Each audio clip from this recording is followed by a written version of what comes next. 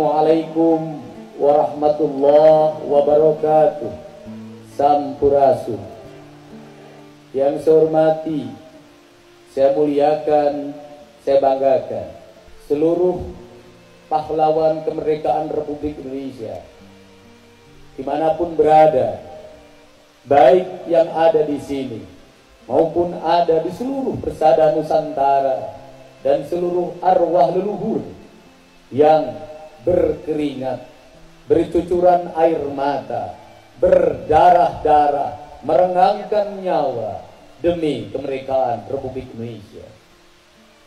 Pada saat yang mulia ini, kami sampaikan salam dan doa.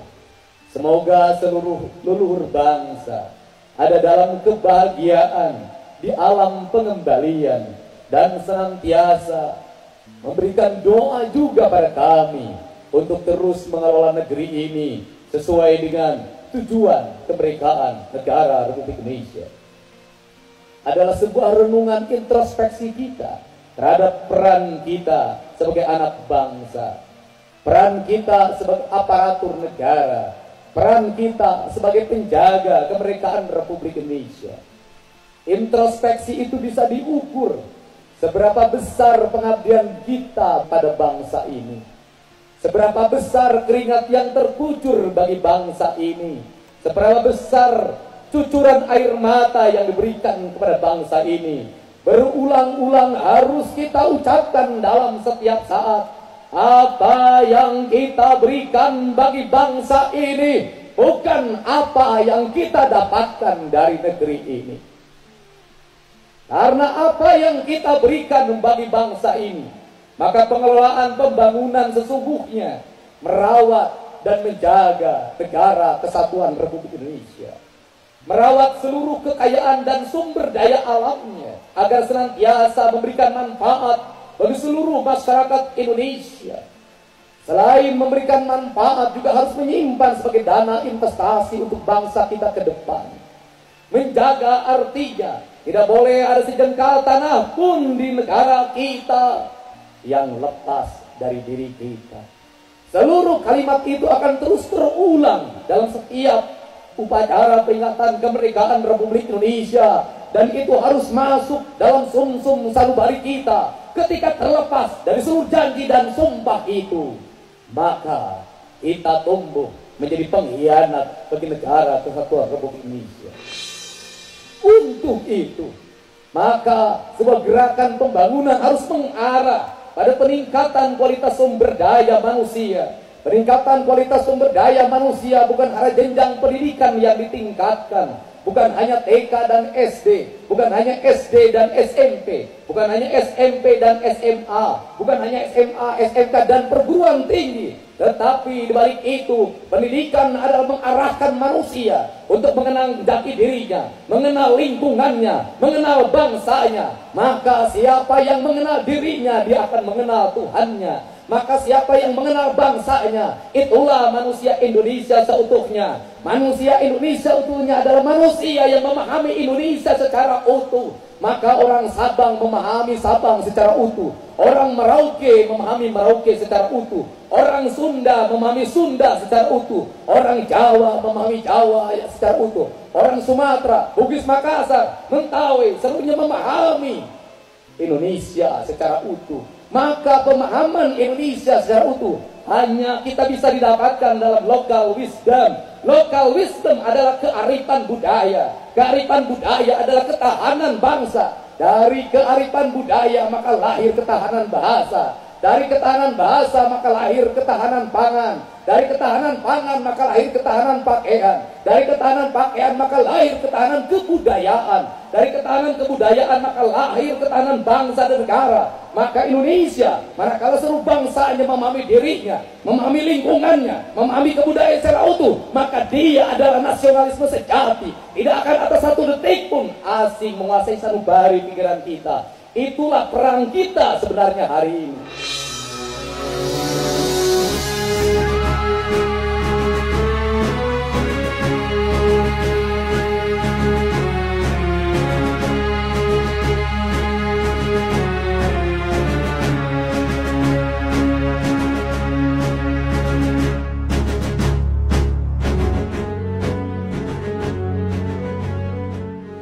Karena perang kita adalah perang kebudayaan. Karena perang kita adalah perang teknologi informasi. Karena perang kita adalah membangun vitalitas diri. Maka prasyarat perang harus dimulai dari penguatan vitalitas diri bangsa. Maka bangsanya harus cukup energi. Maka bangsanya harus cukup protein. Maka bangsanya harus cukup nabati. Maka protein, gizi, nabati, kalori bukan hanya dalam bentuk makanan, tetapi atmosfer lingkungan kebangsaan harus masuk dalam setiap napas anak Indonesia. Maka udaranya harus terhisap udara Indonesia. Maka airnya harus tersiap air Indonesia. Maka jengkal-jengkal tanahnya harus terpaki oleh kaki-kaki anak Indonesia. Maka dari situlah anak-anak Indonesia akan bersublimasi dengan bangsanya, dengan keutuhan, dengan jiwa rakyatnya. Maka badannya akan berdiri tegak. Ini aku Indonesia dengan seluruh tumpah darahku. Di sini aku berdiri, di sini aku berjanji, di sini aku mengabdi. Tak ada satu detik pun bagi diriku kecuali mencintai Indonesia. Seluruh jiwa ragaku tertumpah bagi Indonesia.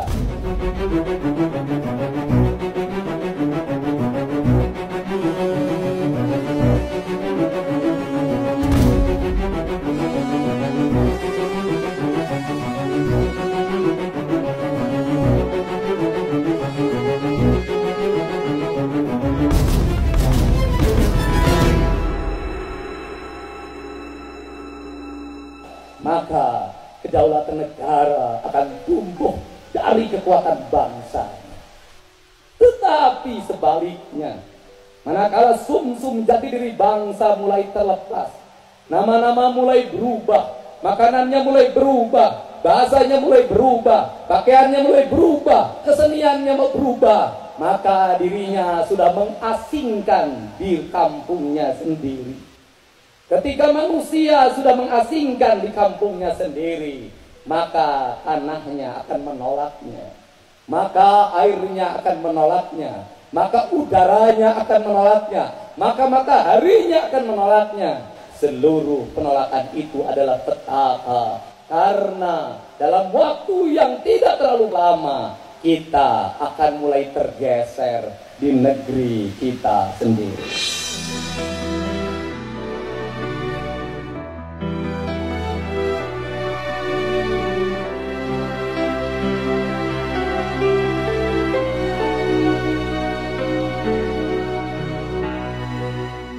Ketika kita tergeser di negeri kita sendiri, tumbuh menjadi bangsa yang tidak memiliki kedaulatan apapun, tidak memiliki kedaulatan di bidang ekonomi, tidak memiliki kedaulatan di bidang politik, tidak memiliki kedaulatan di bidang sosial, tidak memiliki kedaulatan kebudayaan, maka pertanyaannya adalah, kau telah menyia-nyiakan seluruh darah yang tercucur para pahlawan yang mendirikan republik ini. Kau adalah pengkhianat bangsa sejati. Bumimu tak akan mampu menerima badanmu. Langitmu tak akan mampu menerima ruh ketika engkau kembali. Karena apa? Karena kau bukan Indonesia lagi.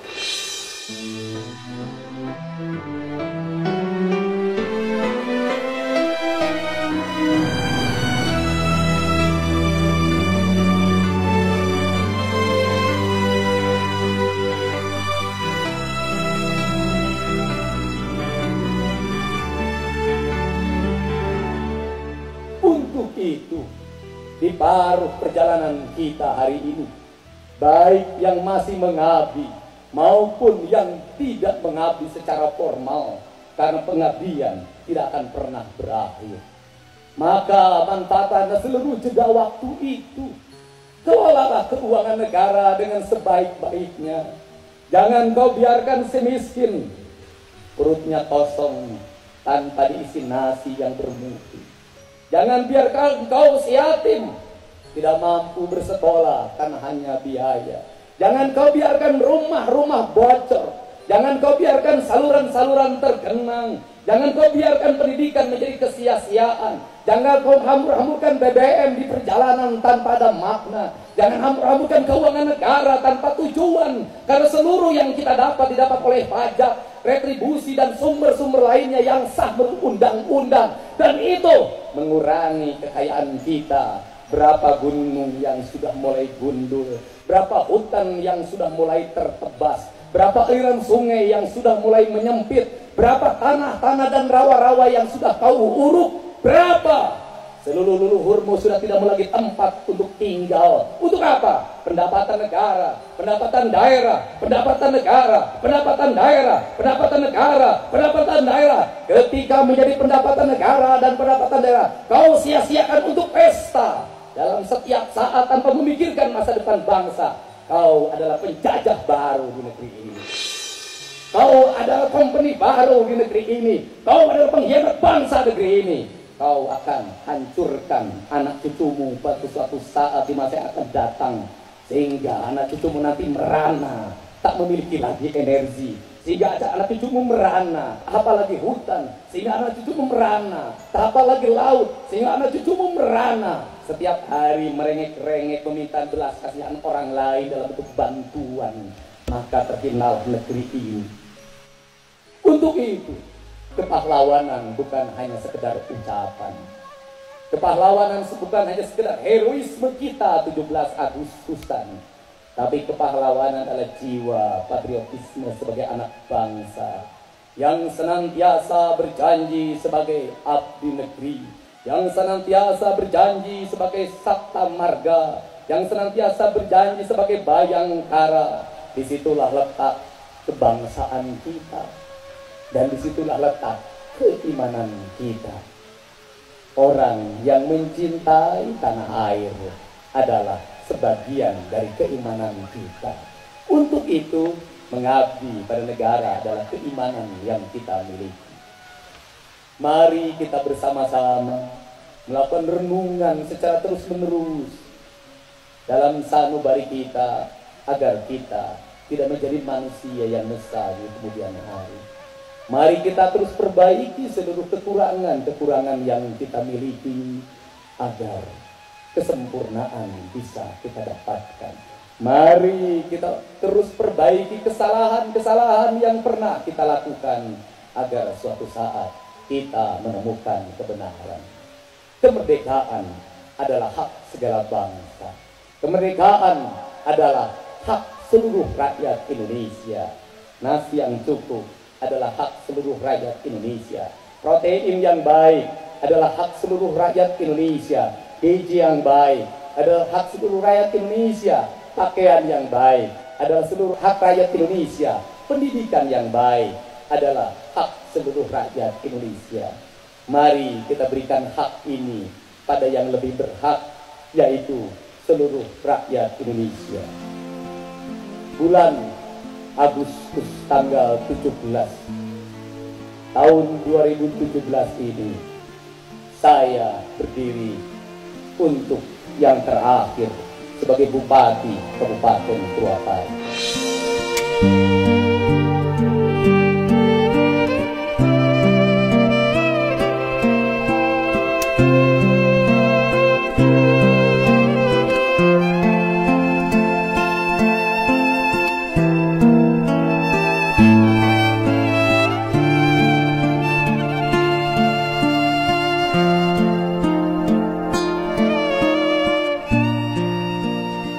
Saya selalu memandang bendera itu dengan kejuran air mata. Ketika saya berdiri di sini, penaikan bendera hampir gagal, talinya hampir putus, karena ada orang yang iseng memotongnya. Setelah itu saya selalu memandang bendera dalam setiap saat. Suatu saat akan kubuatkan bendera yang indah. Kalau Anda melihat bendera ini, kenapa kibarannya begitu elok dan begitu indah? Kenapa begitu naik ke atas terus berkibar? Hal itu karena bendera ini terbuat dari kain sutra terbaik yang saya cari sendiri. Selama ini pemerintah selalu masang bendera membeli di pinggiran emper toko tanpa memahami bahwa itu adalah pusaka negara kita. Bendera ini saya buatkan tempat agar dia senantiasa hidup dalam roh para pemimpin setelah saya.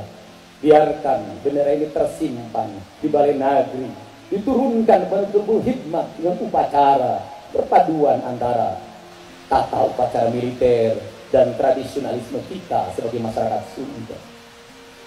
Setelah itu apa yang dimiliki pusaka di Balai Nagri Gedung Negara ini adalah kereta Kencana Ki Jagarasa. Yang dulu ketika saya membuatnya, gelombang protes tidak pernah berhenti mencibir. Ungkapan-ungkapan kotor sampai ancaman membunuh saya mengalir dalam setiap sudut kota Purwakarta. Dari mulai Dedi Dajjal, Dedi Fir'aun, Dedi kafir, Dedi musyrik, Dedi mengembangkan lagi semangat animisme dan dinamisme di Pemda Purwakarta. Saya selalu menghadapinya dengan senyuman. Suatu saat nama ini akan dihargai di Republik ini. Dan kita bisa menjalani. Pada tahun yang kedua ini, Presiden Republik Indonesia yang terhormat Pak Joko Widodo selalu menggunakan kereta Kencana kita sebagai kereta pembawa pusaka Negara Kesatuan Republik Indonesia. Mungkin ada kereta yang lebih baik, tapi mungkin memang Tuhan menggerakkan hatinya memilih kereta yang kita punya. Dari situ nama Purwakarta ada di Istana Negara, ditonton oleh puluhan juta rakyat Indonesia. Sang kereta Ki Jagarasa melewati seluruh paruh Istana Negara, membawa bendera yang dijahit oleh Ibu Fatmawati sebagai orang yang memiliki kecintaan terhadap negara ini, memiliki kecintaan terhadap kebudayaan ini. Totalitas pengabdian saya berikan dalam setiap saat. Maka rasa haru dan ucapan rasa syukur saya sampaikan pada Allah Subhanahu wa Ta'ala yang terus-menerus membuka setiap lembaran sejarah dengan tinta-tinta kebaikan, yang selalu merubah cibiran menjadi senyuman. Dan saya rela untuk dibenci sampai kiamat pun oleh siapapun, asal diri saya kukuh pada pengabdian pada Negara Kesatuan Republik Indonesia. Tidak mudah menjadi orang Indonesia, tidak mudah mencintai Indonesia, tidak mudah menjadi orang Indonesia, tidak mudah mencintai Indonesia, tidak mudah menjadi orang Indonesia, tidak mudah mencintai Indonesia.